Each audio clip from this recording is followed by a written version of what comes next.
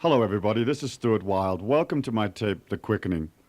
The purpose of this tape basically is to explain and elaborate some of the concepts and techniques in my latest book of the same title. In this tape, although you can listen to my words and perhaps, pick up some ideas, hopefully, and so on, if you haven't got the information in your mind or you don't understand the way that I approach it, this tape isn't going to do much for you.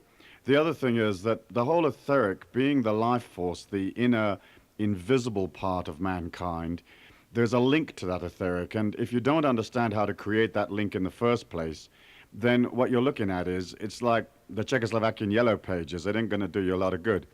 But anyway, plug on. If you've read the book, here's the tape. And if you haven't read the book, you might want to consider doing so. The purpose of this tape really is to sort out some of those concepts in the book.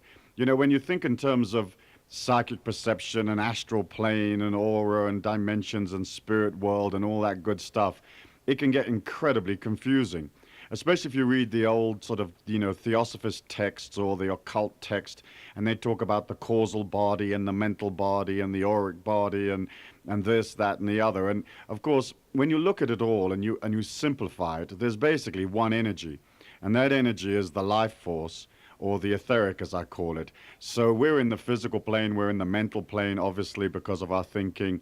We're in a spiritual concept of ourself, we're in an emotional concept of ourself, and then this fifth dimension, which is basically the etheric. The etheric exudes from the physical body. In each and every living person, in each and every living thing. There's an etheric around a crow, there's an etheric around a cow, there's an etheric around a human. A person's power is expressed through that etheric.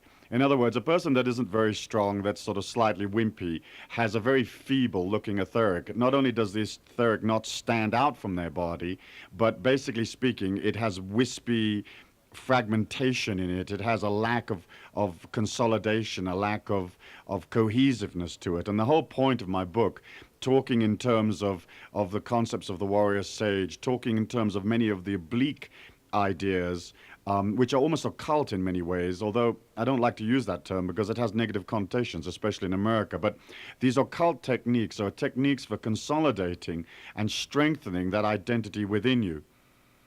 You can see the difference between mechanical man and warrior sage. And basically, the warrior sage is a tight, consolidated energy. He or she knows who they are, they accept what they are, they're living in the present, they're living in what is real. A mechanical man has this sort of more wispy, more tenuous, more ill-defined etheric, which doesn't express that same kind of force or intent or consolidation.